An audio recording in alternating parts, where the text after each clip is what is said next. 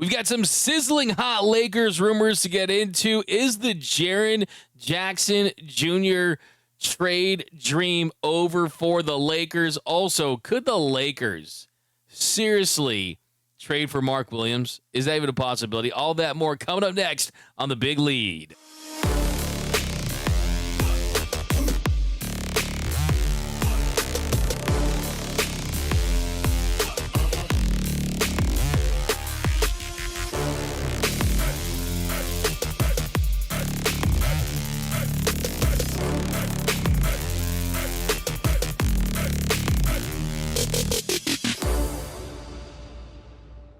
What is up, Lakers fans? What is up, fans of The Big Lead? My name is Doug McKain, credentialed member of the media. You can follow me on X and Instagram at DMAC_LA. I've covered LA sports and the NBA for over a decade. 24/7 sports, chat sports, Bleach Report, SI, Dodgers Nation. I do NFL radio for Westwood One.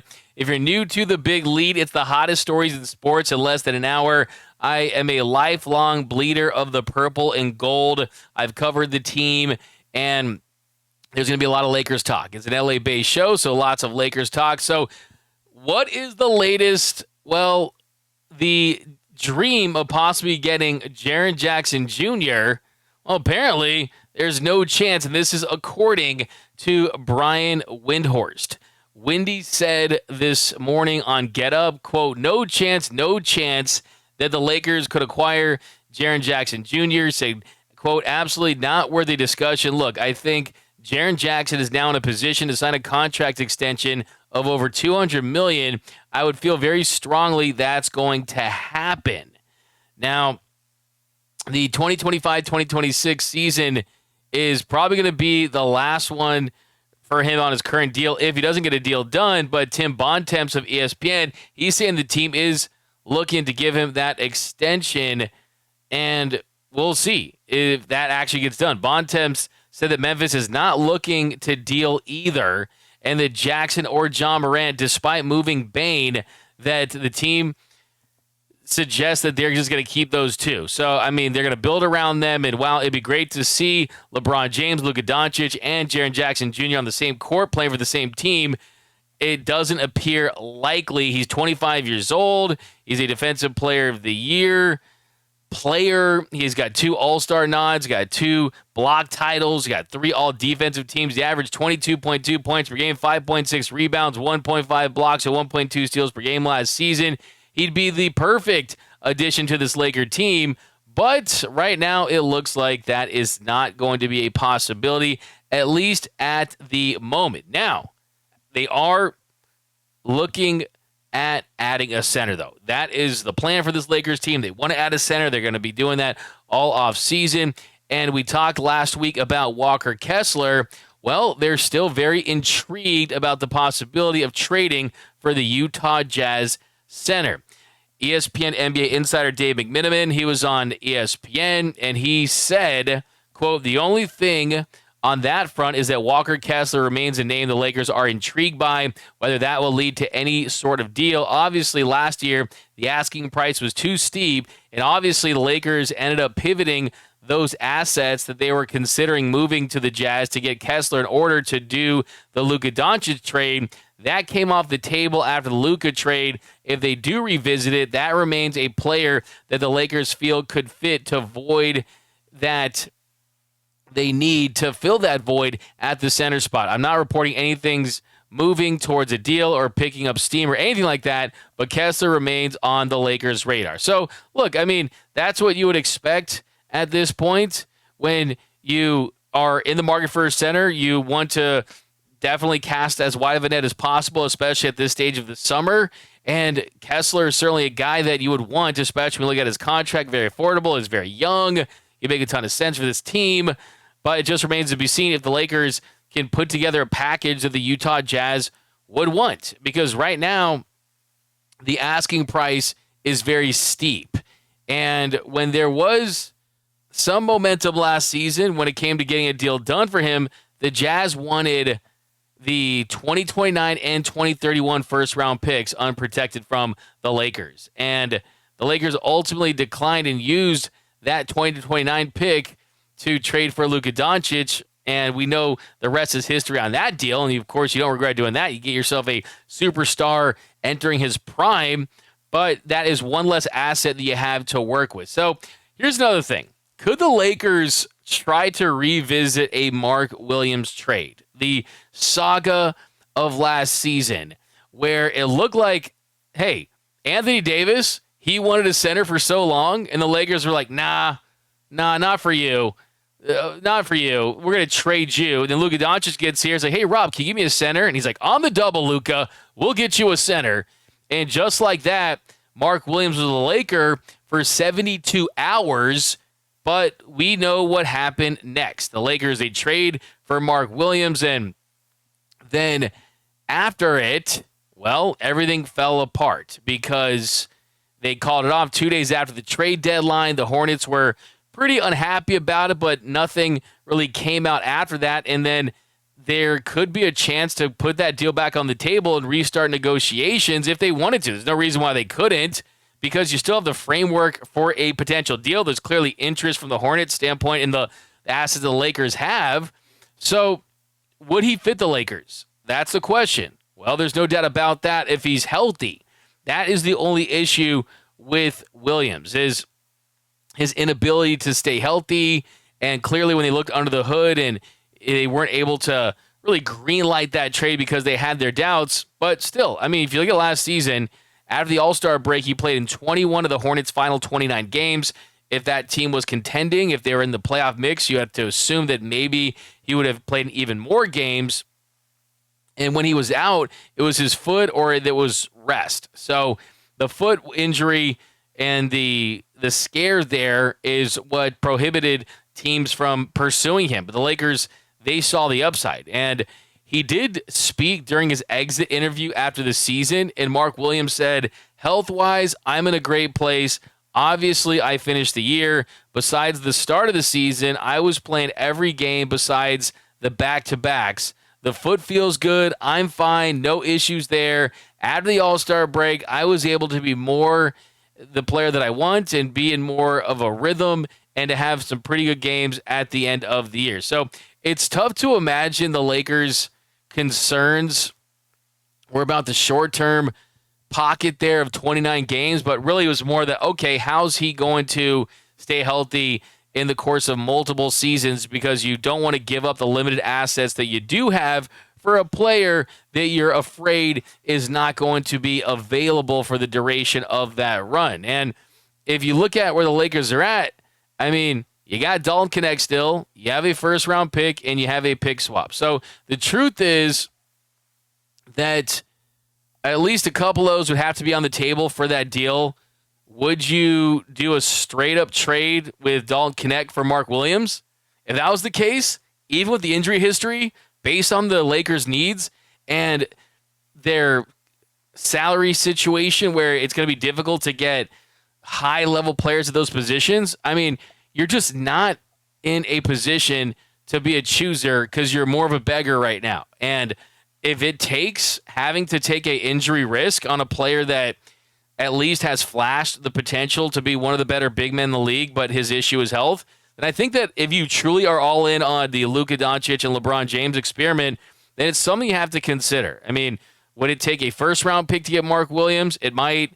The pick swap would just possibly be the icing on the cake in a way to kind of sweeten that deal. But the most likely scenario is that a Luka Lakers team is going to finish ahead of the Hornets anyway. So I don't think that would really be a big kicker in a deal. So I think that the trade would have to be surrounding Dalton Knecht and Mark Williams. And for me, I think we learned a lot about Dalton Knecht last season. I mean, when he was playing, he definitely had his moments. There were times when it looked like Dalton Knecht was going to be one of the better rookies, and then J.J. Redick kind of sat him on the bench for long stretches. He ended up averaging 9.1 points per game, 2.8 rebounds, 0.8 assists, and shot 46% from the field and 37.6% from the beyond the arc. But I think for Dalton Knecht, it's really a matter of, is his confidence with the Lakers shattered a little bit? Because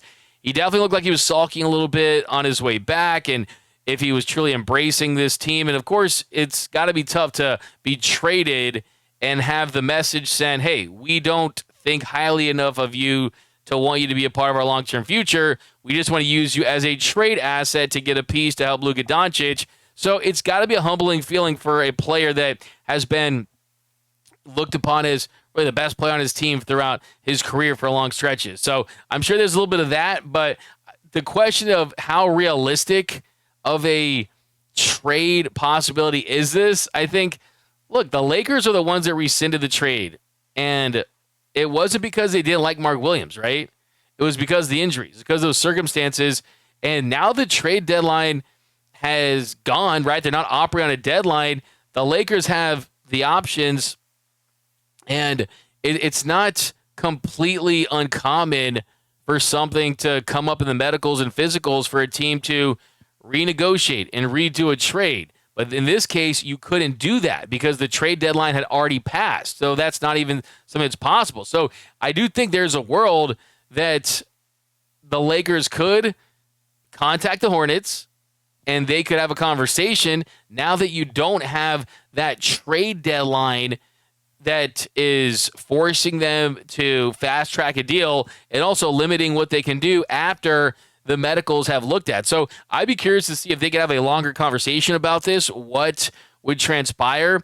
The only issue is that the Hornets probably have some hard feelings about how everything went down. I mean, hey, you traded Kobe Bryant to the Hornets for Vlade Divac back in 1996. You probably feel like you don't have great luck dealing with the purple and gold. But I think if you're a smart team and you're trying to flip that roster a little bit and think more long-term, if you're trying to move off Mark Williams, which clearly they were, whether that be that they just don't think that he's going to be a big part of their future from a stylistic, from the way he plays, and the injury issues I'm sure are a concern for them, well, there's a world where the Lakers and Dalton Connect and what they have to offer could be one of the best things on the table that's out there for them, because there is definitely a little bit of a red flag that's been attached to Mark Williams, and that definitely is not going to be exclusive to the Lakers. Other teams are clearly feeling that way, or else he would have already been traded. So I don't think that it'd be impossible for them to get back to the negotiating table and do some business. I think you look at where Williams is at, he was basically the same player when he came back after the All-Star break as far as his numbers go. So does that kind of help him boost his value, or does he just stay status quo? I think for him, he just kind of stays status quo. And the positive was that it's not like he had anything season ending. He played in 21 of those games. So it would definitely be almost comical. It would be somewhat of a surprising, shocking thing.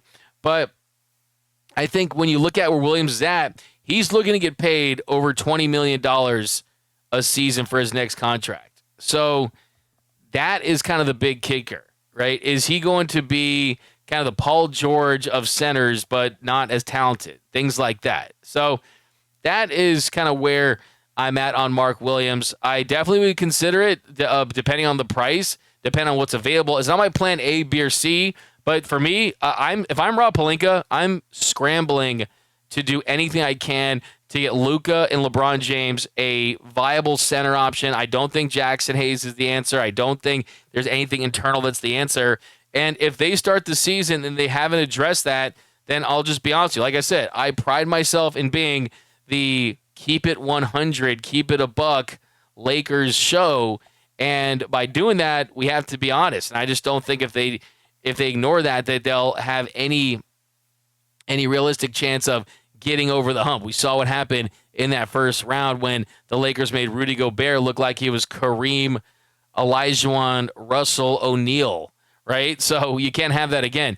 Another interesting trade that has been floated out there is the Lakers get Duren and Ron Holland, and Detroit gets Reeves in a first-round pick swap. You know, there's some different types of ideas out there.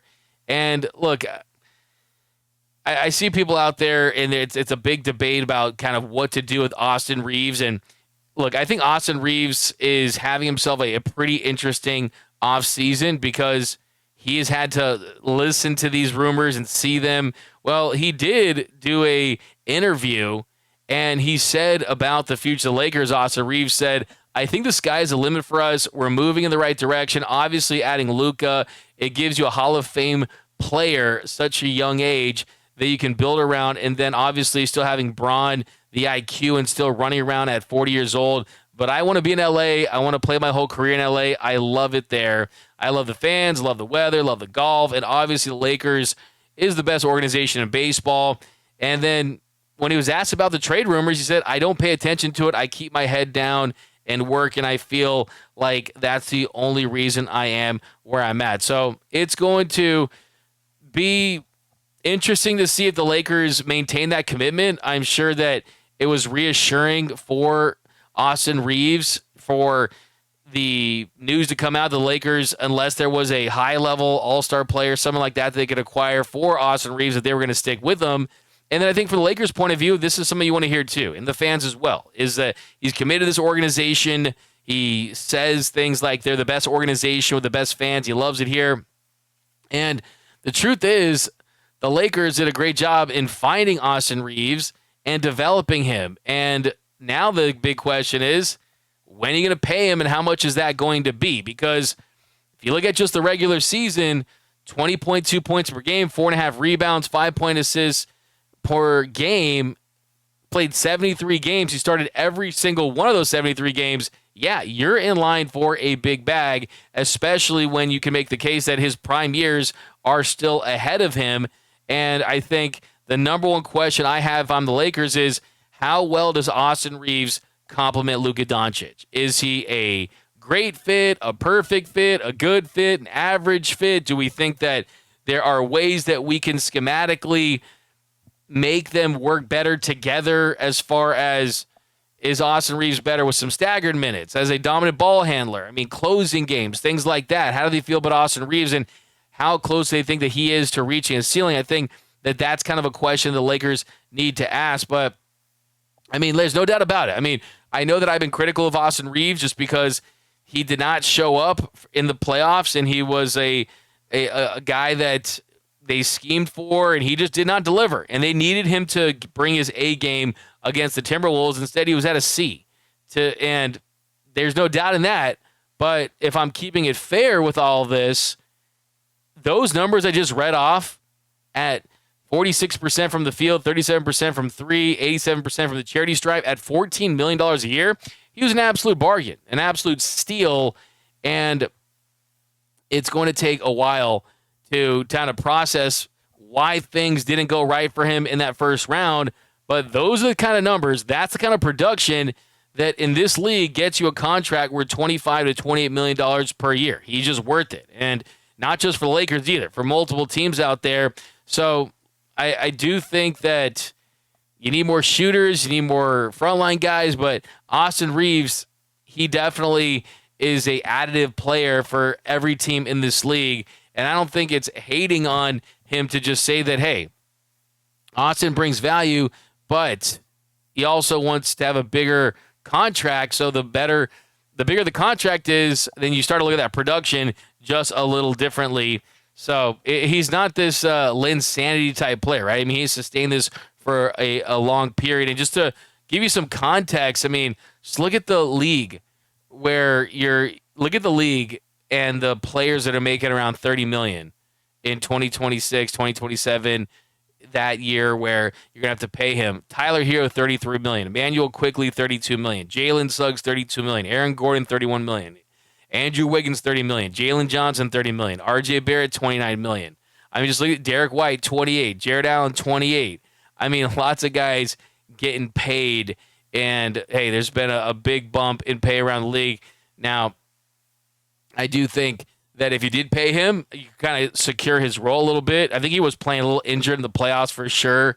And I wouldn't be surprised if he spent a lot of this offseason focusing on that defense. But that's going to do it for this episode of the Big Lead Lakers Talk. If you're new to the channel, hit the subscribe button, hit the notification bell, hit the like button. My name is Doug McKain. You can follow me on X and Instagram at DMAC_LA. Until next time, I'm out.